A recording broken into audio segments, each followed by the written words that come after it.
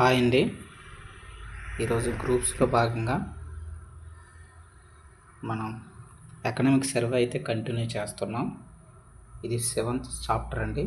ఇంతవరకు మనకి 6 చాప్టర్స్ అయితే కంప్లీట్ చేసుకున్నాం. ఇది మనకి 7th చాప్టర్ అనమాట. ఓకేనా, ఇది మనకి 7th చాప్టర్. సో ఇందులో మనకు మెయిన్ ఏంటంటే మన ఆంధ్రప్రదేశ్ యొక్క ఎకనామిక్ ఇన్ఫ్రాస్ట్రక్చర్ ఎలా ఉందో ఇందులో చూస్తాం. మన యొక్క ఆర్థిక మౌలిక సదుపాయాలు ఇన్ఫ్రాస్ట్రక్చర్ ఎలా ఉందో ఇందులో మనం అంతా చూడవచ్చు అనమాట. దీని ద్వారా మనకి ఈ యొక్క ఇన్ఫ్రాస్ట్రక్చర్ డెవలప్మెంట్ ఎలా జరిగింది అనేది మనం ఇక్కడ చూడొచ్చండి. ఇన్ఫ్రాస్ట్రక్చర్ అంటే మనకి ఏమేమి ఉంటాయి? మౌలిక సదుపాయాలు అంటే రహదారులు ఉంటాయి, రైల్వేస్ ఉంటాయి, అలాగే ఓడరేవులు, పోర్ట్స్ ఉంటాయి, అలాగే ఇరిగేషన్ డిపార్ట్మెంట్, వ్యవసాయం ఉంటుంది, నీటిపారుదల ఉంటుంది. ఇలా ఇటువంటి అన్ని రంగాలు, ఎలక్ట్రానిక్స్, విద్యుత్ శక్తి, ఇలా అన్ని రంగాల గురించి మనం ఒక సమగ్ర అవగాహన అనేటటువంటిది తెచ్చుకోవాలి. ఎందుకంటే మనకి కాన్స్టెంట్గా బుక్స్ చదవడం కాదండి, స్టాటిక్ జీకే కాదు. మనం ఏంటంటే అప్డేటెడ్ వెర్షన్ చదువుకోవాలి. సబ్జెక్ట్ నేర్చుకుంటూ దానికి అప్డేటెడ్ యాడ్ చేసుకుంటూ వెళ్ళాలి. అలా అయితేనే మనకి సక్సెస్ రేట్ ఎక్కువగా ఉంటుంది.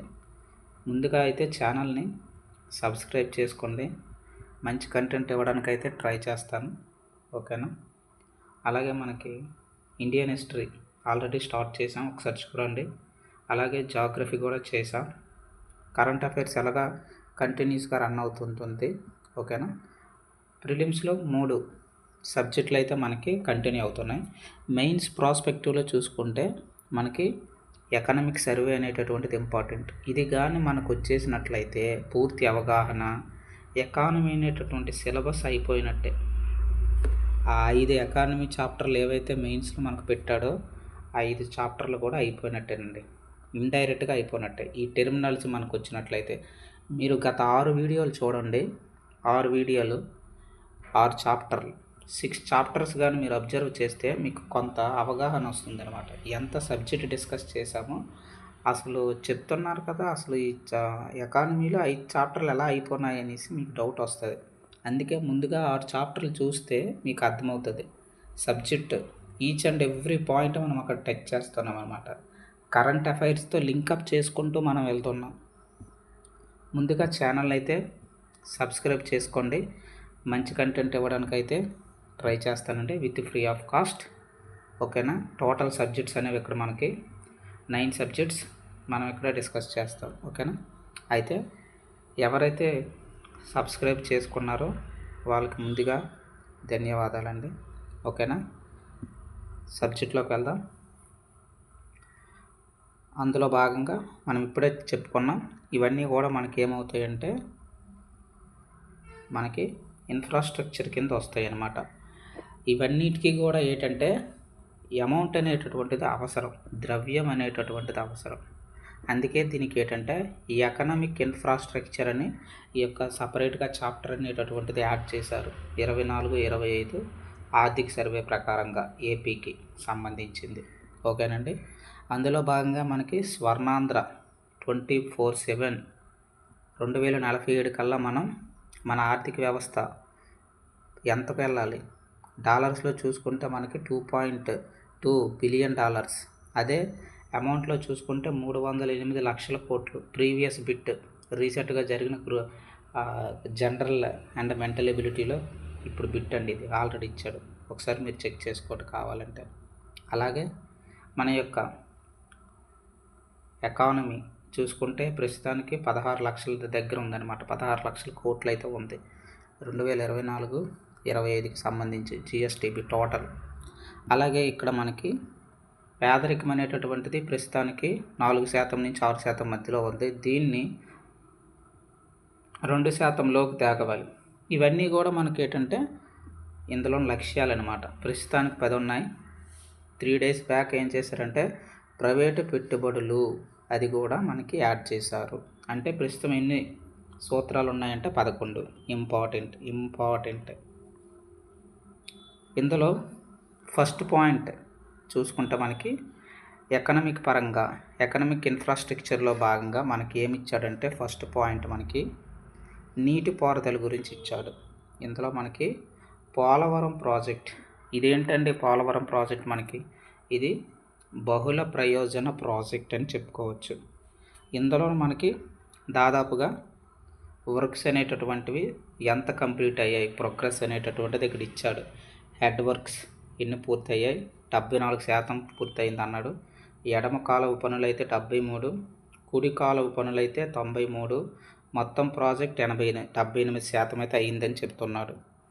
ఈ యొక్క టెర్మినాలజీ మనం ఏంటంటే కంఠస్థం పెట్టుకొని వెళ్ళిపోతాం. హెడ్ వర్క్స్ 74.92 అయింది అనేసి సర్వే ప్రకారం వెళ్ళిపోతాం.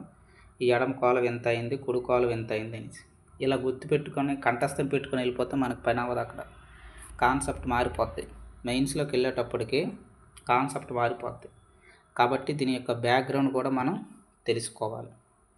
మనకు తెలుసు ఇది మన ఆంధ్రప్రదేశ్ అనుకుంటే, ఇందులో ఇక్కడ ఆంధ్రప్రదేశ్ ఇది అనుకుంటే ఇది మనకి గోదావరి రివర్, ఇది మనకి కృష్ణా రివర్. ఇది కృష్ణ, ఇది మనకి గోదావరి అనుకుంటే, ఈ గోదావరి నది మీద మనకి పోలవరం అనేటటువంటి ప్రాజెక్ట్, పోలవరం ప్రాంతం ఇక్కడ ఉంటుంది మనకి. ఇక్కడ మనం ప్రాజెక్ట్ అయితే కడుతున్నాం. ఇందులో మనకి అన్ని ప్రాజెక్టులు వేరు, పోలవరం ప్రాజెక్ట్ అనేటటువంటిది వేరు. ఎందుకంటే మనం ఇక్కడ ఈ పోలవరం ప్రాజెక్ట్ తీసుకుంటే ఇందులో ప్రధానంగా ఒక 5 టెర్మినాలజీస్ ఉంటాయి, అవి మనం చూసుకోవాలన్నమాట. మొదటిది ఏంటంటే డయాఫ్రమ్ వాల్. రెండోది ఏంటంటే earth cum rock fill dam. Earth cum rock fill dam ఫస్ట్ది డయాఫ్రమ్ వాల్. అలాగే థర్డ్ కాంపోనెంట్ వచ్చేసి ఇందులో స్పిల్వే ఉంటుంది. అలాగే ఫోర్త్ కాంపోనెంట్ వచ్చేసి స్పిల్వే ఛానల్. నీట్గా ఏం చేస్తారంటే నోట్స్ రాసుకోవాలండి దీనికి, ఓకేనా? అప్పుడే మీకు అర్థమవుతుంది. ఏదో అలా వింటే ఏమవుతుందంటే బాగానే ఉంటుంది, తర్వాత మనం మర్చిపోతాం, మనం మనుషులం కదా. థర్డ్ స్పిల్వే, ఫోర్త్ ఏంటంటే స్పిల్వే ఛానల్. ఇంకో కాంపోనెంట్ మనం తీసుకుంటే ఫిఫ్త్ కాంపోనెంట్ కాఫర్ డ్యామ్ అంటాం. Coffer dam.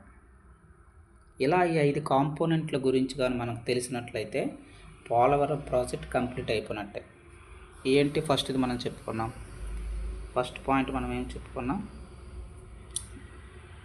డయాఫ్రమ్ వాల్ చెప్పుకున్నాం. Diaphragm wall. ముందుగా ప్రాజెక్ట్లోకి వెళ్దాం, దాన్ని బట్టి మనకు అర్థమవుతుంది. ఇది మనకి గోదావరి నది అనుకుంటే ఇలా వెళ్తుంది, ఓకేనా? నది ఎలా వెళ్తుందో ఆ భాగానికి మనం కూడా, నది ఏ డైరెక్షన్లో వెళ్తుందో మనం కూడా అక్కడ నిలబడితే నదికి మన చేతులు ఎడం వైపు ఎటు కనిపిస్తే నది ఏ డైరెక్షన్లో వెళ్తుంటే ఆ డైరెక్షన్ దగ్గర మనం నిలబడి ఆ ఎడం వైపు, ఇది మనకేమవుతుంది, లెఫ్ట్ సైడ్ అవుతుంది. నది దగ్గర మనం నిలబడితే ఇది మనకి రైట్ సైడ్ అవుతుంది. ఇది లెఫ్ట్ సైడ్, ఇది మనకి రైట్ సైడ్ అనేటటువంటిది అవుతుంది. నది ఫ్లో అనేటటువంటిది ఇలా వెళ్తుంది కాబట్టి, ఓకేనా? ఇప్పుడు మనం ఏంటంటే డ్యామ్ కట్టాలి. ఇది ఇలా నది వెళ్తుంది అనమాట. అయితే గోదావరి నది అనేటువంటిది చాలా విశాలమైనది, విస్తృతమైనది, సామర్థ్యమైనది. కాబట్టి మనం ఇప్పుడు ఏం చేస్తామంటే దీని యొక్క రివర్ ఫ్లో డైరెక్షన్ని ముందు మార్చి, ఇక్కడ ఇంతవరకు ఈ నది ఇలా వెళ్తుంది కదా, ఇప్పుడు మనం ఏం చేస్తామంటే ఈ రివర్ యొక్క ఫ్లోను మార్చి యువతల పక్క ఒకటి కడతామన్నమాట. ఎలా అంటే ఇది మనకు ఒరిజినల్ రివర్ ఫ్లో డైరెక్షన్ అనుకుంటే, ఇప్పుడు మనం ఏం చేస్తామంటే ఇక్కడ కడతామన్నమాట. ఇక్కడ ఒకటి కడతాం, దీన్ని మనం స్పిల్వే అంటాం. ఈ వాటర్ని ఏం చేస్తామంటే దీనివైపు మళ్ళిస్తామన్నమాట. ఇలా మళ్ళించి మళ్ళీ ఇందులో కలుపుతాం. ఇది స్పిల్వే పేరులోనే ఉంది. వే అంటే ఏంటి, మనకి తోవ చూపిస్తుంది అనమాట. తోవ చూపిస్తుంది దేనికి, ఈ నది యొక్క వాటర్ని మనకి ఇలా తోవ చూపిస్తుంది అంటే మళ్ళీ నదిలోనే కలిసిపోతుంది అనమాట స్పిల్వే. ఈ కిందే స్పిల్వే అంటే ఇది ఇక్కడ మాత్రం ఉంటుంది. దీని మీద మనం గేట్స్ పెడతాం అనమాట, ఓకేనా? గేట్స్ పెడతాం. ఇక్కడ ఒక కింద నుంచి ఇక్కడికి వెళ్తుంది కదా, ఇటు నుంచి ఇటు కానీ దీన్ని ఛానల్ అంటాం. ఇది మనకి ఛానల్ ఉంటుందన్నమాట. ఓకేనా, ఇది స్పిల్వే అవుతుంది, ఇది స్పిల్వే ఛానల్ అవుతుంది. ఇప్పుడు వాటర్ ఇలా ఇటు వచ్చేస్తుంది, ఇలా వెళ్ళి మెయిన్ నదిలోకి మనకు కలిసిపోతుంది అనమాట. ఇది స్పిల్వే. స్పిల్వే ఏం చేస్తుందంటే మనకి నది యొక్క ఎప్పుడైతే మనకి ఎగ్జాంపుల్ యాక్చువల్గా మనం ఇక్కడే డ్యామ్ కడతాం, ఇదే అసలైంది. కాకపోతే ఇక్కడ మనం ఏం చేస్తామంటే ఎప్పుడైనా వరదలు వచ్చాయనుకోండి, అప్పుడు ఏమవుతుంది, ఉప్పొంగుతాయి. అటువంటప్పుడు మనం ఎట్ ఏ టైం దీని మీద ప్రెజర్ ఎక్కువ పడుతుంది, మెయిన్ డ్యామ్ మీద మనకి ప్రెజర్ ఎక్కువ పడుతుంది దీని మీద. అలా పడకుండా ఏం చేస్తామంటే వాటర్ని డైవర్ట్ చేసి ఫ్లో అనేది ఇక్కడ తగ్గుతుంది కదా, ఇప్పుడు దీని మీద అసలు దాని మీద భారం తగ్గుతుంది ఇలా వెళ్ళడం వల్ల. ఇక్కడ వాటర్ ఫ్లో అనేటటువంటిది సమయం అనేటటువంటిది కొంచెం ఎక్కువ తీసుకుంటుంది, అక్కడ ఎందులో కలుస్తుంది అనమాట. స్పిల్వే మెయిన్ ఉద్దేశం ఏంటంటే మనకి వరద ఉధృతుల్ని మనం నిర్మూలించడానికి ఉపయోగపడుతుంది. అలాగే నీటిని అనేటటువంటిది ఆ ఫ్లో అనేటటువంటి చాలా ఫాస్ట్గా వస్తుంది అనమాట. డ్యామ్ విరిగిపోకుండా మొత్తం ప్రెజర్ దీని మీద పడకుండా ఉండడానికి ఇక్కడ నిర్మిస్తాం. అది స్పిల్వే. స్పిల్వే అయిపోయింది. Next spillway channel. ఛానల్ అంటే ఏంటి, ఏదైతే మనం వాటర్ ఇక్కడికి స్టోర్ చేస్తామో ఈ వాటర్ని మెయిన్ నదిలోనికి వెళ్ళడానికి ఉపయోగించే ఒక కాలువ టైప్లో ఉంటుంది అనమాట. ఇది స్పిల్వే ఛానల్. 2 కాంపోనెంట్స్ మనకు క్లియర్ అయిపోయాయి. ఇప్పుడు 3వ కాంపోనెంట్కి వద్దాం. ఇది మెయిన్ రివర్, ఇది వాటర్ని మనం డైవర్ట్ చేసాం, ఇక్కడ స్పిల్వే కట్టాము, ఇక్కడ స్పిల్వే ఛానల్ ద్వారా వెళ్ళిపోతుంది. ఇది స్పిల్వే. ఎస్, స్పిల్వే అయిపోయింది. ఇప్పుడు ఇక్కడికి 2 కాంపోనెంట్స్ అయిపోయాయి. ఇంకొక 3 కాంపోనెంట్స్ ఉన్నాయి. ఆ 3 కాంపోనెంట్స్ మనకి ఇక్కడే వస్తాయి, ఈ మెయిన్ రివర్లోనే వస్తాయి అన్నమాట. ఇక్కడ ఏంటంటే first diaphragm wall. Diaphragm wall ఇది మనం తీసుకోవాలి. ఇది ఏం చేస్తామంటే ఇది అన్ని నదులు వేరు, గోదావరి నది వేరు. ఇక్కడ ఏంటంటే సర్వసాధారణంగా ఎక్కడైనా మనకి 100 అడుగులు వెళ్తే సరిపోతుంది, కానీ ఇక్కడ 300 అడుగులు వెళ్ళినా ఏమవుతుందంటే ఇసుక తగులుతూనే ఉంటుంది. కాబట్టి 300 అడుగులు దాటి వెళ్ళి రాయి తగిలిన దాకా వేస్తామన్నమాట, డ్రిల్లింగ్ చేస్తాం మనం. రాయి తగిలిన దాకా డ్రిల్లింగ్ చేస్తూ అక్కడనమాట ఈ ప్రాంతంలో మనం ఏం చేస్తామంటే డ్రిల్ చేస్తాం. డ్రిల్ చేసి ఒక రాయి ఎంతవరకు తగులుతుందో అంతవరకు తగులుతుంది కదా, ఆ గొట్టాల ద్వారా మనకి ఇక్కడ కాంక్రీట్ నింపుతామన్నమాట. ఇదంతా పూడ్చుతాం. ఇది మనకు కనబడదు, మనకి నది కింద భాగంలో ఉంటుందన్నమాట. ఇది మనకి కనబడదు. డయాఫ్రమ్ వాల్ అనేటటువంటిది మనకి కనబడదు, నది కింద భాగంలో ఉంటుందన్నమాట. ఇది దేనికంటే నీటి యొక్క కెపాసిటీని తట్టుకోవడానికి అనమాట. డ్యామ్ పగిలిపోకుండా కింద ఉంటుంది అనమాట దాని యొక్క సామర్థ్యానికి. ఎందుకంటే వాటర్ అనేటటువంటిది స్టోర్ చేసామనుకో ఎంత ప్రెషర్ పడుతుంది ఇక్కడ, అందువల్ల అనమాట. డయాఫ్రమ్ వాల్ అంటే మనకి ఇప్పుడు అర్థమైంది, ఇది మనకి కనిపించదు, కింద ఉంటుందని క్లారిటీ వచ్చింది. ఇంకొక పాయింట్, డయాఫ్రమ్ వాల్ అయిపోయింది. ఇంకొకటి ఏంటంటే earth cum rock fill dam. పేరులోనే ఉంది, earth cum rock fill dam. ఈ ఏదైతే మనం డయాఫ్రమ్ వాల్ కట్టాం కదా కింద కాంక్రీట్తో, దీనిపైన ఇది నిర్మిస్తామన్నమాట. ఓకేనండి, దీనిపైన మనం ఈ ఎర్త్ కమ్ రాక్ ఫీల్డ్ డ్యామ్ని నిర్మిస్తాం. ఇదేంటంటే మెయిన్ ఈ మధ్య భాగంలో మట్టితోని నింపుతామన్నమాట, బంకమన్ను అటువంటి వీటితోని ఇలా నింపి దీని చుట్టూ యువతలు ఏమేస్తామంటే మనకి బండరాలతో నిర్మిస్తామన్నమాట, చిన్న చిన్న టైప్లో ఉంటాయి. ఇలా మనకి ఎర్త్ కమ్ రాక్ ఫీల్డ్ డ్యామ్ని ఈ యొక్క డయాఫ్రమ్ వాల్ మీద కడతాం. డయాఫ్రమ్ వాల్ మీద కడతాం. ఓకేనండి, డయాఫ్రమ్ వాల్ మీద మనం ఇది కడతాం. ఇది ఎంతవరకు పెంచుతామంటే మనకి ఇప్పుడు రీసెంట్గా అయితే 42 మీటర్ల దాకా పెంచాము. ఇంకా పెంచితే కింద గ్రామాలను మునిగిపోతాయి, కాబట్టి అంతకుమించి దీనిపైన మరి కట్టాం. 42, ఇంతకుముందు 50 అలా వాదనలు అయితే జరుగుతున్నాయి. చూద్దాం, 78% వర్క్లు అయ్యాయి కదా, 100% అయితే అప్పుడు రీసెంట్ అప్డేట్ వస్తుంది, అప్పుడు మనం అప్డేట్ చేసుకుందాం. ప్రస్తుతానికైతే 42 మీటర్లు ఎత్తు అయితే కడుతున్నారనమాట, కట్టేశారు ఆల్రెడీ. ఓకేనా, ఇది ఇక్కడ మెయిన్ డ్యామ్ కట్టేసాం. ఇంకొక పాయింట్ ఉండిపోయింది. ఇప్పుడు ఇది మెయిన్ డ్యామ్ కదా, ఇది మెయిన్ వాటర్ ఇలాగ వెళ్తుంది కదా, మనకి ఈ వాటర్ ఇలాగ వెళ్తుంది కదా. సో ఇక్కడ వాటర్ వెళ్తుంది. ఇది ఎందుకు కట్టామంటే మెయిన్ డ్యామ్ కట్టేటప్పుడు మనకి అక్కడ వాటర్ వస్తే కట్టగలమా, లేదు. అందుకే ముందుగా ఈ స్పిల్వే కట్టుకొని దీని ద్వారా మనం చేయించుకున్నాం అనమాట. ఈ మెయిన్ డ్యామ్ కట్టేటప్పుడే మనం ఏం చేస్తామంటే కాఫర్ డ్యామ్స్ నియమిస్తాం. ఎక్కడ? ఇక్కడ ఒకటి, ఇక్కడ ఒకటి, ఎగువన దిగువన కాఫర్ డ్యామ్స్ మనం నియమిస్తాం. ఎందుకంటే ఆటంకం రాకుండా ఉండడానికి. వాటర్ అనేటటువంటిది మనం కడుతున్నది ఇంటి మీద, మామూలు నేల మీద కాదు, నదిలోను. కాబట్టి వరదలు మనకి నది పొంగడానికి అవకాశం ఉంది. కాబట్టి కాఫర్ డ్యామ్స్ ఇక్కడ కడతామన్నమాట. ఇవి టెంపరీ డ్యామ్స్ అనుకోవచ్చు. ఎందుకంటే ఇక్కడ పని చేయడానికి ఇవి ఇక్కడ మనకు అడ్డుకట్టలో నిలుస్తాయి అన్నమాట. తర్వాత ఇవి తీసేస్తాం అనుకోండి, తర్వాత ఒరిజినల్ ఫ్లో వెళ్ళిపోతుంది. 5 కాంపోనెంట్స్ మనకి ఇప్పుడు అర్థమయ్యాయి. స్పిల్వే అంటే అర్థమైంది, స్పిల్వే ఛానల్ అంటే అర్థమైంది, కాఫర్ డ్యామ్ అంటే అర్థమైంది, డయాఫ్రామ్ వాల్ అంటే అర్థమైంది, ఎత్తకం రాక్ ఫీల్డ్ డ్యామ్ అంటే అర్థమైంది. ఇది మన మెయిన్ కాన్సెప్ట్. ఓకేనండి. ఇప్పుడు టోటల్ వ్యూకి వచ్చేద్దాం. ఈ ఎత్తకం రాక్ ఫీల్డ్ డ్యామ్ ఉందే, ఇక్కడ ఈ పైన కడుతున్నాం కదా మెయిన్ ఛానల్లో, వాటర్లో వెళ్తుంది, ఇక్కడ వెళ్తుంది కదా వాటర్. ఇది ఎత్తకం రాక్ ఫీల్డ్ డ్యామ్ కదా. ఈ చివరన మనం ఏం చేస్తామంటే ఇక్కడ కొంచెం గ్యాప్ ఉంచుతాం. ఎందుకంటే వాటర్ ఫ్లో ఇప్పుడు వెళ్తుందో దీని ద్వారా మనం పవర్ జనరేట్ చేసుకోవచ్చు అని ఇక్కడ ఉంచుతాం అనమాట. ఎత్తకం రాక్ ఫీల్డ్ డ్యామ్ చివరన అనమాట. ఇది దాదాపు మనకి 960 మెగావాట్లు విద్యుత్ అనేటటువంటిది ఉత్పత్తి చేసుకోవచ్చు. అందుకే దీన్ని మనం ఏమన్నాం, అతిపెద్ద బహుళ ప్రయోజన ప్రాజెక్ట్. బహుళ అంటే ఎక్కువ ప్రయోజనాలు ఉన్నాయి. ఏ ప్రయోజనాలు? దీని ద్వారా విద్యుత్ సప్లై చేసుకోవచ్చు, ఉత్పత్తి అవుతుంది. అలాగే మనకి సాగునీరు అందుతుంది, అలాగే తాగునీరు అందుతుంది, అలాగే పరిశ్రమలకు కూడా వాడుకోవచ్చు నీరుని. ఇలా ఇన్ని రకాలుగా ఉందన్నమాట. ఇప్పుడు పనులన్నీ పూర్తి అయిపోయాయి అనుకోండి. ఓకేనా? పనులన్నీ పూర్తి అయిపోయాయి. ఇది మనకి మెయిన్ డ్యామ్, ఎత్తకం రాక్ ఫీల్డ్ డ్యామ్, ECRD. ఇక్కడ మనకి స్పిల్వే ఉంది. ఇది స్పిల్వే. ఇక్కడ గేట్లు కూడా పెడతాం, ఒక 40 గేట్లు అనుకోండి. స్పిల్వే ఇక్కడ గేట్లు. ఎప్పుడైతే వాటర్లకు వస్తుంది కదా, వరద ఎక్కువ వచ్చింది అనుకోండి, ఇక్కడ ఆల్రెడీ ఒక ఆనకట్ట ఉంది. ఇక్కడ ఇది ఒక గోడ టైపులో నిల్చుంటుంది అనమాట మనకి ఎత్తకం రాక్ ఫీల్డ్ డ్యామ్. వాటర్ ఇక్కడికి వచ్చి ఎప్పుడైతే ఎక్కువైందో దీని ద్వారా బయటికి విడిచిపెడతామన్నమాట. ఈ స్పిల్వే గేట్లు ఎత్తేస్తాం. ఇక్కడ గేట్లు ఎత్తిస్తే ఇలా వెళ్ళిపోతుంది అనమాట. దీనికి కుడి కాలువ ఉంది, ఎడమ కాలువ ఉంది. ఓకేనండి. కుడి కాలువ అంటే ఇటు వస్తుంది, ఎడమ కాలువ అంటే ఇటు వస్తుంది. ఇది ఓకేనా? Right canal Polavaram right canal ఇటు సైడ్ ఉంది. ఓకేనా?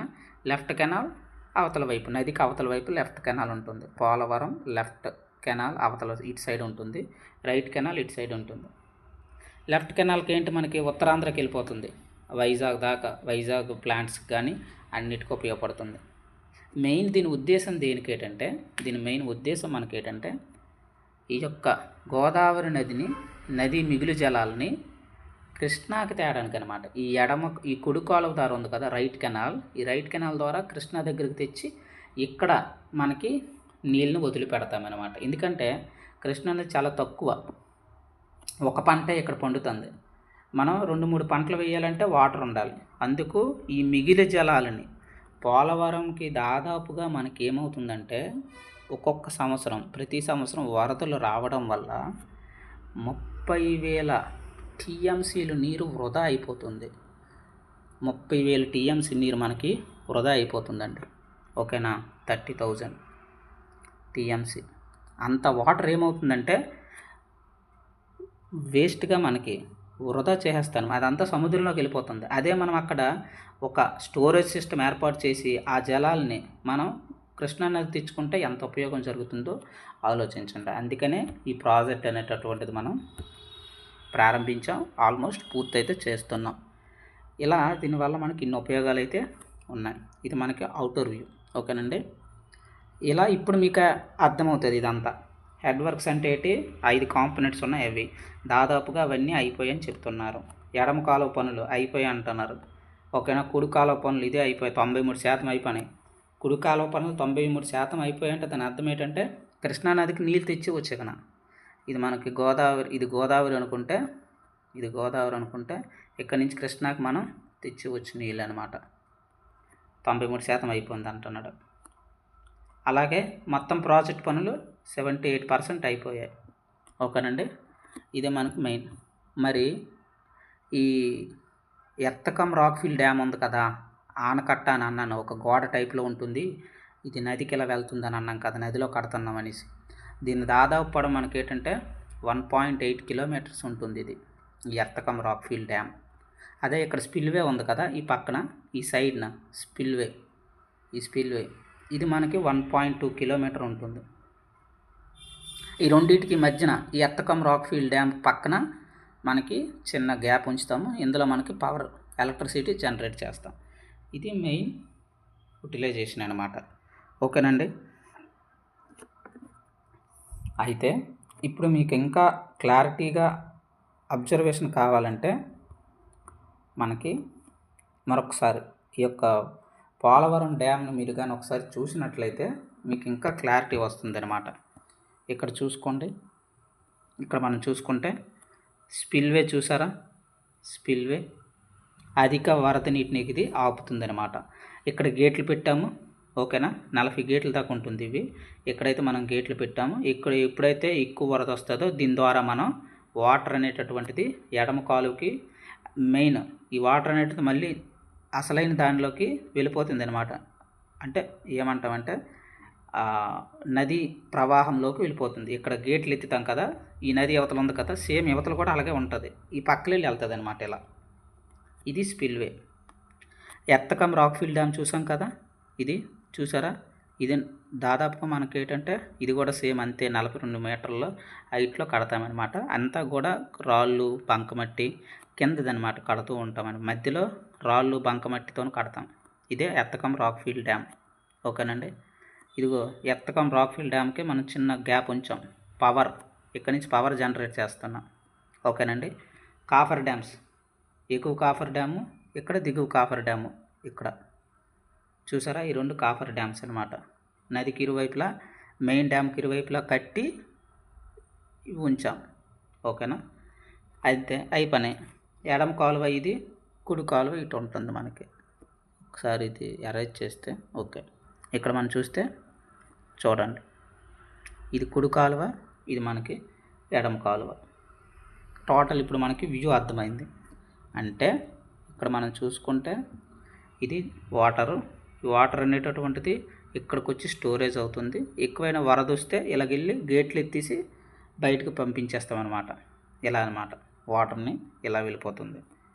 సో మనకి అత్యధికంగా మనకి చైనా అతిపెద్ద డ్యామ్ కట్టింది. అది దాని యొక్క సామర్థ్యం ఎంతంటే 48,000 క్యూసెక్కులు తట్టుకోగలదు అంత ప్రెషర్ని.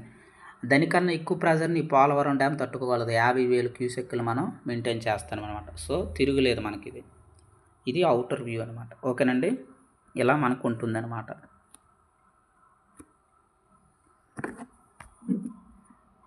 ఫస్ట్ మౌలిక సదుపాయాల్లో ఎకనామిక్ దాంట్లో మనకి ఇది ముందుదనమాట. ఓకేనా, ఎకనామిక్ దాంట్లో మనకి ముందుదే. ఫస్ట్ వన్ ఇరిగేషన్ డిపార్ట్మెంట్లో మనకి ఇరిగేషన్ కాన్సెప్ట్లో ఇది మనం చెప్పుకున్నాం. తర్వాత కాన్సెప్ట్ వచ్చేసి ఈ ప్రాజెక్ట్ ద్వారా చూడండి, ఈ ప్రాజెక్ట్ ద్వారా సాగునీరు అందుతుంది, తాగునీరు అందుతుంది, విద్యుత్ ఉత్పత్తులు చేసుకోవచ్చు మనం దాని నుంచి 960 మెగావాట్లని. అలాగే వరద నియంత్రణ కూడా చేసుకోవచ్చు. ఎలా, ఫ్లడ్స్ వచ్చాయనుకో, ఆల్రెడీ మనకి పక్కన స్పిల్వే ఉంది, దాని ద్వారా విడిచిపెట్టేస్తాం. స్పిల్వే ద్వారా విడిచిపెట్టేస్తే ఏమవుతుంది, కాలువల ద్వారా వెళ్ళిపోతాయి అన్నమాట, కుడి కాలువకి ఎడమ కాలువకి. ఎంత ఎక్కువ వాటర్ వచ్చినా మనకు పర్వాలేదు. ఇలా అనమాట, ఇన్ని ప్రయోజనాలు మనకి లభిస్తున్నాయి. తరువాత సెక్టార్ వచ్చేసరికి మనకి విద్యుత్, పవర్ సెక్టార్. అయితే 2024-25 ఇన్స్టాల్డ్ కెపాసిటీ ఎంత ఉందండి, కెపాసిటీ స్థాపిత విద్యుత్ సామర్థ్యం మనకి 2392 మెగావాట్లు ఉంది మన దగ్గర. ఎప్పటికీ 24-25 సోషియో ఎకనామిక్ సర్వే ప్రకారము. అయితే ఇప్పుడు ఇది పనికిరాదు. మన ప్రజెంట్ అప్డేట్ ఏంటి, 2026లో ఉన్నాం. అయితే పెద్దగా ఏమీ ఒక సంవత్సరంకి ఎక్కువ ఉత్పత్తి చేసింలే, కానీ ప్రస్తుతానికి మనం ఎంత ఉన్నామనేది కూడా మనకి ఇంపార్టెంట్ అనమాట. సో ఎందుకంటే ప్రజెంట్ పాయింట్ ఆఫ్ వ్యూలో మనకి ఎప్పుడు ఇంపార్టెంట్ కరెంట్. ఇదే దానికి జస్ట్ మరి కొంచెం 27,600 మెగావాట్లు ఇప్పుడు ప్రస్తుతానికి. ఇక్కడ 392 ఉంది కదా, మనకు కొంచెం పెరిగింది అనమాట. ఓకేనండి, 27,600 మెగావాట్లు ప్రస్తుతానికైతే ఉంది. మనకు ఆప్షన్లో తెలివికి ఇంకోలా కూడా ఇస్తాడు, ఎన్ని గిగావాట్లు ఉందని అడుగుతాడు. కాబట్టి అవి కూడా మనం తెలుసుకోవాలి. ఎన్ని గిగావాట్లు ఉంటుంది? 27.6 గిగావాట్స్. ఓకేనా? Mega 10⁻6, giga 10⁻9. ఇవన్నీ మనకి బేసిక్స్ అనమాట. ఓకేనా? ఇవన్నీ గుర్తుంచుకోవాలి. ప్రస్తుతానికైతే ఒక 200 యాడ్ చేసుకోండి. ఓకేనా? 27,600 మెగావాట్లు లేదా 27.6 గిగావాట్స్ కింద మనం చెప్పుకోవచ్చు. అలాగే అందులో ఒక్కొక్క దాని వాటా ఎంత? ఇవన్నీ మనం చూడండి, అబ్జర్వ్ చేయండి. ఇవన్నీ ఏంటి? నాన్ కన్వెన్షనల్ రీసోర్సెస్ అంటే పునరుత్పాదక వనరులు అంటాం. ఓకేనండి, ఇవి పునరుత్పాదక వనరులు అంటాం వీటిని, లేదా రెన్యూవబుల్ రీసోర్సెస్ అంటాం. ఏదన్నా ఒకటే. అయితే వాటిల్లో ఏమేమి ఉన్నాయి? థర్మల్ ద్వారా ఉంది, హైడ్రో ద్వారా చేస్తున్నాం, సౌర ద్వారా చేస్తున్నాం, పవన్ ద్వారా చేస్తున్నాం. ఇలా చదివికి వెళ్ళిపోతే ఎగ్జామ్లో బోల్తా పడతాం. దీని యొక్క బ్యాక్గ్రౌండ్ అనేటటువంటిది మనం బ్యాక్గ్రౌండ్లో తెలుసుకోవాలి. ఓకేనండి, ఇప్పుడు మనకి ఫస్ట్ అవుటర్ వ్యూ చూద్దాం. ఒక్కొక్క దాని ద్వారా మనం ఎంత జనరేషన్ చేస్తున్నాం అనేది. టోటల్గా ఎంత అని చెప్పుకున్నాం? 27.6 ప్రజెంట్ కరెంట్ 2026 ఈ రోజుకి ఇంత ఉంది. ఈ 27.6 అనేటటువంటిది ఇవన్నీ కలిపితే రావాలి. ఇవన్నీ కలిపితే 27.6 మనకు రావాలి. అందులో మేజర్గా సోలార్ ద్వారా మనకు వస్తుంది 5.5 గిగావాట్స్. ఓకేనండి, తర్వాత విండ్ ద్వారా వస్తుంది 4.4 గిగావాట్స్. తర్వాత హైడ్రో ద్వారా వస్తుంది. హైడ్రో అంటే వాటర్, జలశక్తి. ఓకేనా? విద్యుత్ అనేటటువంటిది మనం జలమును ఉపయోగించి చేస్తాం. అదే లెస్ దాన్ 25 మెగావాట్స్ అయితే చిన్న ప్రాజెక్ట్ అంటాం. గ్రేటర్ దాన్ 25 మెగావాట్స్ అంటే పెద్ద ప్రాజెక్ట్ కింద మనం చెప్తామన్నమాట. అయితే ఇక్కడ హైడ్రో ద్వారా ఎంత ఉత్పత్తి చేస్తున్నామంటే మనకి 2.8 గిగావాట్స్. గుర్తుంచుకోవాలండి, ఇవన్నీ గుర్తుంచుకోవాలి. అలాగే బయోమాస్ ద్వారా మనం 0.6 ఉత్పత్తి అనేది జరుగుతుంది. ఓకేనండి, ఇంకొకటి ఇచ్చాడు ఇక్కడ, థర్మల్ ప్లస్ గ్యాస్ అంటే కోల్ గ్యాసిఫికేషన్ అంటాం. ఓకేనా? థర్మల్ ప్లస్ గ్యాస్ కూడా యాడ్ చేసుకోవాలి. ఏంటి కోల్ గ్యాసిఫికేషన్ అంటే మనం ఏం చేస్తున్నాం? బొగ్గుని అనేటటువంటి దాన్ని పూర్తిగా మండించి మనం విద్యుత్ని అయితే జనరేషన్ చేస్తున్నాం, ఉత్పత్తి. కోల్ గ్యాసిఫికేషన్ ప్రాసెస్లో ఏమవుతుందంటే బొగ్గుని మొత్తం మండించాం అనమాట, పాక్షికంగా మండిస్తాం. పాక్షికంగా మండిస్తే మనకు అది సిన్ గ్యాస్గా తయారవుతుంది. ఈ సిన్ గ్యాస్ని మనం కోల్ గ్యాస్ లేదా కోల్ గ్యాసిఫికేషన్ అని అంటామన్నమాట. ఓకేనండి, అయితే థర్మల్ ప్లస్ ఈ గ్యాస్ ఎంతంటే మనం ఉత్పత్తి చేస్తున్నాం టోటల్గా, అది కూడా మనకి ఇంపార్టెంటే. 4.1. ఓకేనండి, 4.1 గిగాహెర్ట్జ్గా మనం చెప్పుకుంటాం. ఇవన్నీ యాడ్ చేసుకుంటే మనకి 27.6 అనేటటువంటిది వస్తుంది. ఓకేనా? ప్రస్తుతానికి ఉండదనమాట. అలాగే మనం 50% రెన్యూబుల్ సోర్సెస్ ఉపయోగించే జనరేషన్ చేస్తున్నాం. అది కూడా మన టార్గెట్ పంచామృత్ కాల్లో చెప్పుకున్నామన్నమాట. మనం మాట ఇచ్చాం, ఏమని డిక్లరేషన్ చేసాం? 500 గిగావాట్స్ అనేటటువంటిది సెంట్రల్లో ఇండియా చెప్తాను. 500 గిగావాట్స్ అనేటటువంటిది రెన్యూబుల్ రీసోర్స్ను ఉపయోగించి జనరేట్ చేయాలి అని మనం టార్గెట్ పెట్టుకున్నాం 2030 కల్లా. ఇదే 2030 కల్లా ఇంకేం టార్గెట్స్ ఉన్నాయండి మనకి? సస్టైనబుల్ డెవలప్మెంట్ గోల్స్ కూడా ఉన్నాయి. ఓకేనా? సస్టైనబుల్ డెవలప్మెంట్స్ గోల్స్ 17 ఇవి కూడా ఉన్నాయి. అయితే ఇది దీని యొక్క మనకు బ్యాక్గ్రౌండ్లో చెప్పుకోవాలన్నమాట. మనకి ఇంకా డీప్గా కావాలనుకోండి, ఇంకా డీప్గా అంటే ఏంటంటే ఒక్కొక్కటి ఎలా తయారవుతుంది, పవన విద్యుత్ ఎలా వస్తుంది, సౌర విద్యుత్ ఎలా వస్తుంది, హైడ్రో, ఇవన్నీ అవుటర్ వ్యూ చూసుకుంటే ఫర్ ఎగ్జాంపుల్ మనకి ఇది సోలార్ ప్యానల్స్ ఇక్కడ మనం బిగించుకుంటాం. ఇక్కడ మనకి ఫోటో వాల్టాయిక్ సెల్స్ ఉంటాయి. ఇక్కడ నుంచి సూర్యుడు ఉంటాడు. మనకి సూర్యుడి నుంచి సూర్యకిరణాలు వేడి రావస్తుంది. ఎప్పుడైతే ఈ ఫోటో వాల్టాయిక్ సెల్స్ మీద పడతాయో ఈ ఫోటో వాల్టాయిక్ సెల్స్ అనేటటువంటివి మనకి ఎలక్ట్రికల్ ఎనర్జీగా ఇవి కన్వర్ట్ చేసుకొని ఇక్కడ స్టోర్ చేసుకుంటాయి. తద్వారా మనకి ఎలక్ట్రిసిటీ అనేది ఉత్పత్తి అవుతుంది. ఇది మనకి పీవీ సెల్స్ ద్వారా జరుగుతుంది అన్నమాట. దీని ద్వారా మనం ఎలక్ట్రిసిటీని జనరేషన్ చేయొచ్చు. ఇది మనకి సెల్ఫ్ డెవలప్మెంట్, సస్టైనబుల్ డెవలప్మెంట్, సుస్థిరాభివృద్ధి లక్ష్యములలో ఎన్నవది. శక్తి గురించి మాట్లాడుతున్నాం. Clean energy, affordable clean energy, సరసమైనటువంటి మరియు శుభ్రమైన శక్తిని జనరేషన్ చేయాలి. ఇది మనకి ఏడవది సస్టైనబుల్ డెవలప్మెంట్ గోల్స్లో మనకి ఇది 7వది. ఓకేనండి. అలా మనం బ్యాక్డ్రాప్లో ప్రతిదీ గుర్తుంచుకోవాలి. మరి ఆంధ్రప్రదేశ్ పరిస్థితి ఏంది? ఎన్నో స్థానంలో ఉన్నాం? మన భారతదేశంలో 6వ స్థానంలో ఉన్నాం. మన ర్యాంక్ ఎంత? 6th position. మరి ఇండియా పొజిషన్ పరిస్థితి ఏంది? వరల్డ్లో ఇండియా పొజిషన్ పరిస్థితి ఏంది? 3rd పొజిషన్లో ఉన్నాం సోలార్లో. ఓకేనండి. అది మనకి మెయిన్ ఇంపార్టెంట్. మరి ఆంధ్రప్రదేశ్లో మనకన్నా ముందు 5 స్టేట్లు ఉన్నాయి. రాజస్థాను, గుజరాత్, కర్ణాటక, ఇలా అన్నమాట. ఓకేనండి. మరి వరల్డ్లో చూసుకుంటే మనం 3వ పొజిషన్లో ఉన్నాం. మరి ఫస్ట్, సెకండ్ ఎవరున్నారు? ఫస్ట్ పొజిషన్ మనకి చైనా, సెకండ్ పొజిషన్ మనకి యూఎస్ఏ. ఓకేనండి. 3rd మనం. ఏది? ఈ యొక్క సోలార్. మరి ఐఎస్ఏ, ఇంటర్నేషనల్ సోలార్ అలయన్స్ మనం తెచ్చాం. ఎవరి భాగస్వామ్యంతో? ఫ్రాన్స్ భాగస్వామ్యంతో ఇది కూడా మనం ఏర్పాటు చేసాం. ఓకేనండి. మన వంతు కృషి కూడా ఇందులో ఉందన్నమాట. ఇలా మనం వెనక్కి ఇవన్నీ చూసుకోవాలి. ప్రతిదీ మనకి ఇంపార్టెంటేనండి. ఓకేనా? అలాగే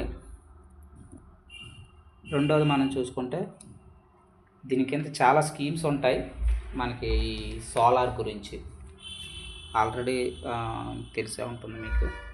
పిఎం సూర్యఘర్ ముఫ్త్ బిజిలీ యోజన అనేసి ఇది మనం February 24లో స్టార్ట్ చేసుకున్నాం అనమాట. పిఎం సూర్యఘర్ ముఫ్త్ బిజిలీ యోజన ఏంటి? పథకం ఏం చెప్తుందంటే మనకి దాదాపుగా మనకి 1 కోటి మందికి మనం ఏం చేయాలంటే రూఫ్ టాప్, ఓకేనా, ఇంటి పైకప్పుల మీద సోలార్ సెల్స్ని మనం అమర్చాలన్నమాట. అయితే ఇది కండిషన్స్ అయితే మనకు చాలా ఉన్నాయి. రెంట్ హౌస్లో ఉండకూడదు. అలాగే మనకి కండిషన్ అయితే మనకి సబ్సిడీ అయితే గవర్నమెంట్ నుంచి మనకి 40% అయితే వస్తుందన్నమాట. అలాగే మనకి లోన్స్ కూడా ఇస్తారన్నమాట. దీని నుంచి 7% లోన్ కూడా మనం తీసుకోవచ్చు. ఓకేనండి. ఇలా మనకి దీని ద్వారా మనకి 300 యూనిట్ల దాకా సేవ్ చేసుకోవచ్చు అనమాట.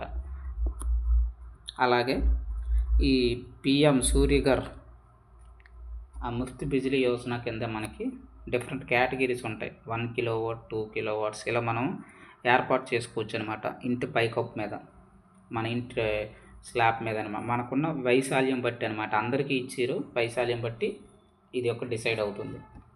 అలాగే మనకి సోలార్ ఎనర్జీ రీసెర్చ్ సెంటర్ ఎక్కడ ఉన్నది అని అడుగుతాడు. హర్యానా. చాలా ఇంపార్టెంట్ ఇవన్నీ కూడా. మనకి సైన్స్ అండ్ టెక్నాలజీ మనం ఎలా స్టార్ట్ చేస్తాం కదా, డీప్ డిస్కషన్ అనేటటువంటిది అక్కడ మనకు ఉంటుందండి. ఓకేనా? ఛానల్ అయితే ముందుగా సబ్స్క్రైబ్ చేసుకోండి. మంచి కంటెంట్ ఇవ్వడానికి ట్రై చేస్తాను. మనకి సక్సెస్ రేట్ అనేటటువంటిది పెంచడానికి ట్రై చేస్తానండి. ఓకేనా? ఛానల్ని అయితే ముందుగా సబ్స్క్రైబ్ చేసుకోండి. మంచి కంటెంట్ అయితే ఇవ్వడానికి ట్రై చేస్తాను. అయితే మనకి ఈ సోలార్ పరిస్థితి ఏంటి? అతిపెద్ద కేంద్రం మనకి ఎక్కడ ఉందండి? సోలార్ భారతదేశంలో అతిపెద్ద సోలార్ కేంద్రం బాట్లా ఎక్కడ ఉంది ఇది? రాజస్థాన్. ఓకేనండి, రాజస్థాన్లో మనకి ఉందన్నమాట. అయితే మరి మొట్టమొదటి సౌర గ్రామం ఏది అంటే ఆ గ్రామం అంతా కూడా మనకి సోలార్తోనే నడుస్తుందన్నమాట. మొధీరా, గుజరాత్. ఓకేనండి, మొధీరా, గుజరాత్ ఇంపార్టెంట్. అయితే మరి రాజస్థాన్ అతిపెద్ద కేంద్రం అన్నాం కదా, ఎంత ఉత్పత్తి చేస్తుంది? 18,370 మెగావాట్లను మనకి ఈ యొక్క రాజస్థాన్ అనేటటువంటిది ఉత్పత్తి చేస్తుంది. అన్నీ నోట్ చేసుకోవాలండి, అలా వింటే ఏమవుతుంది అంటే మర్చిపోతాం అన్నమాట ఇవన్నీ కూడా. ఓకేనా,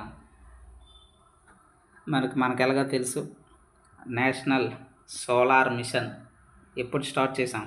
2010లో. 2022 లోపు మనం 20 గిగావాట్స్ రీచ్ అవ్వాలి అని లక్ష్యం పెట్టుకున్నాం అప్పుడు 2010లో. అయితే దీన్ని ఎవరు అమలు చేస్తున్నాం? ప్రస్తుతం మన సోలార్ పరిస్థితి ఏంది? మన యొక్క ఇండియాలో సోలార్ ఎంత ఉత్పత్తి చేస్తున్నాం? కరెంట్ ఇన్స్టాల్డ్ కెపాసిటీ ఎంత ఉందన్నమాట మనకి 157 గిగావాట్స్ ప్రస్తుతం అయితే ఉంది. అయితే మరి పవన శక్తి ఎంత ఉంది? విండ్ ఎనర్జీ 57 గిగావాట్స్ దాకా ఉంది. ఈ నంబర్స్ అనేటటువంటివి మారుతాయండి. ఓకేనా, అప్డేట్ బట్టి మారుతుంటాయి. ఓకేనా, ఇది మనకి పవన శక్తి లేదా విండ్ అంటాం. ఓకేనా, మరి సోలార్ ఎంత ఉందని చెప్పుకున్నాం? 157 గిగావాట్స్. అలాగే ఇంకొకటి ఉంది హైడ్రో జలశక్తి 51 గిగావాట్స్. ఇది మన యొక్క టార్గెట్ అనమాట. ఇలా ప్రతిదీ మనం లింకప్ చేసుకోవాలి. అంతా బాగానే ఉంది, కానీ మరి యొక్క ఏపీ పరిస్థితి ఏంది? మనం ఎక్కడెక్కడ సోలార్ ఉత్పత్తి చేస్తున్నాము, పార్కులు ఎక్కడెక్కడ ఉన్నాయి అనేది ఇంపార్టెంట్. మొట్టమొదటిది ఇంపార్టెంట్ అండి, అనంతపురం 2 ఫేజెస్లో ఉంది. అనంతపురం 1 ఒకటి, అనంతపురం 2 ఒకటి. అనంతపురం 1లో మనం ఎంత ఉత్పత్తి చేస్తున్నాం? 1500 మెగావాట్లు ఉత్పత్తి చేస్తున్నాం. ఓకేనా, 1500 మెగావాట్లు. మరి అనంతపురం 2లో 500 మెగావాట్లు ఉత్పత్తి చేస్తున్నామండి. గుర్తుంచుకోవాలి, ఇంపార్టెంట్. కర్నూలు అలాగే కడప, ఈ రెండింటి దగ్గరలో కూడా మనం ఉత్పత్తి చేస్తాం. 1000 మెగావాట్లు ఉత్పత్తి చేస్తున్నాం. మీరు గమనించారా, ఇక్కడ సోలార్కి సంబంధించి అన్నీ కూడా రాయలసీమ ప్రాంతంలోనే మాట్లాడుకుంటున్నాం. ఎందుకు? అక్కడ ఎక్కువగా సూర్యుడి యొక్క కిరణాలు పడేటటువంటి అవకాశం ఎక్కువగా ఉంది. అందుకే అన్ని సోలార్ పార్కులన్నీ అక్కడే మనకు ఉన్నాయి.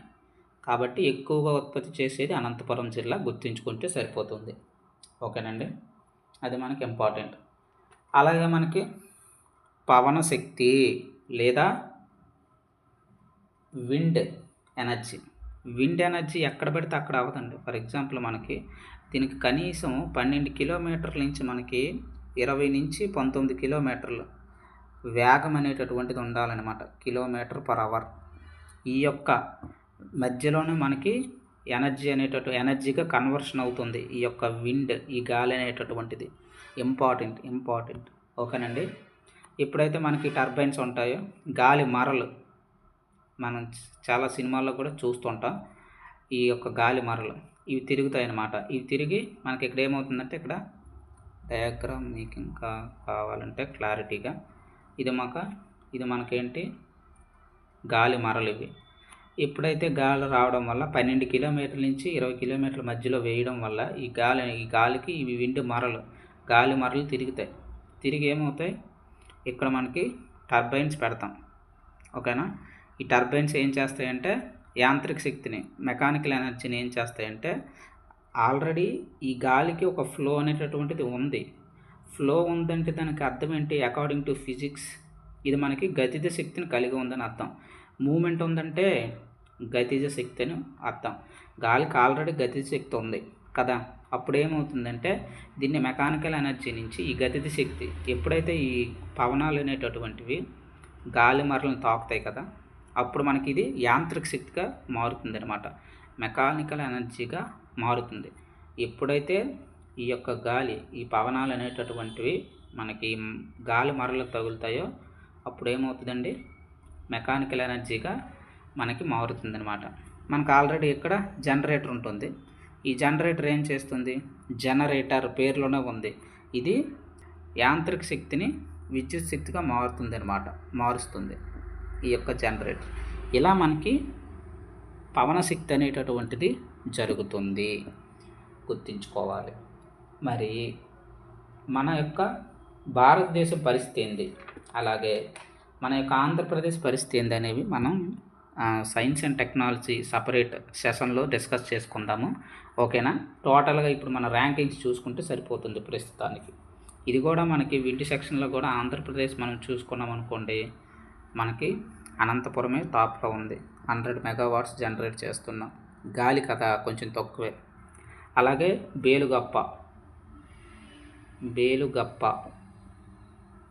బేలుగప్పలో మనం 100.8 మెగావాట్స్ని జనరేట్ చేస్తున్నాం. ఓకేనా? ఇది మనకి. తర్వాత ఏంటి? హైబ్రిడ్ అన్నాం. హైబ్రిడ్ ఉంది, హైడ్రో ఉంది. ఇక్కడ మనకు హైడ్రో ఒకటే ఇచ్చాడు. హైడ్రో అంటే జల విద్యుత్, ఆల్రెడీ చెప్పుకున్నాం మనం. ఓకేనండి. మనకి ఇక్కడ ఇంపార్టెంట్ ఏంటంటే మనకి జలశక్తి గురించి చెప్పుకున్నాం కదా. <25 అయితే స్మాల్ ప్రాజెక్టు, <25 మెగావాట్స్ అయితే మనకేమవుతుంది? పెద్ద ప్రాజెక్ట్ అని అవుతుందని మనం చెప్పుకున్నాం. ర్యాంకింగ్స్ కూడా చెప్పుకున్నాం. ఓకేనా? సో ఇది ఎలా మనకి అన్నీ గుర్తుంచుకోవాలన్నమాట. ఓకేనండి. తర్వాత మనం చూసుకుంటే గ్రీన్ ఎనర్జీ. ఇప్పుడు డిస్కస్ చేసింది ఇదే, గ్రీన్ ఎనర్జీ, పునరుత్పాదక ఇంధనాల గురించి. దీని ద్వారా మనం ఏం చేస్తాం? సౌర విద్యుత్ విస్తరించవచ్చు, విండ్ ఎనర్జీ ప్రాజెక్ట్ చేయాలి, అలాగే గ్రీన్ హైడ్రోజన్ పెట్టుబడులు పెట్టాలి అని 24-25 ఎకనామిక్ సర్వేలో ప్రతిపాదించామన్నమాట. అందుకే ఈ ప్రాజెక్టులు ముందుకు తీసుకెళ్ళడానికి మనం పాటుపడాలి. ప్రభుత్వం అదే చేస్తుంది. ఓకేనండి. నెక్స్ట్ సెషన్లో మనం రోడ్స్ గురించి చూద్దాం. ఏం లేదు, 2 పాయింట్లే చెప్పాను, కానీ ఎంత టైం అయిందో చూసుకోండి. ఓకేనా? ప్రస్తుతానికి సబ్స్క్రైబ్ చేసుకోండి. ఓకేనా? మంచి కంటెంట్ ఇవ్వడానికైతే ట్రై చేస్తాను. ఎవరైతే ఛానల్ని సబ్స్క్రైబ్ చేసుకున్నారో వాళ్ళకి ధన్యవాదాలండి. ఓకేనా? Thank you.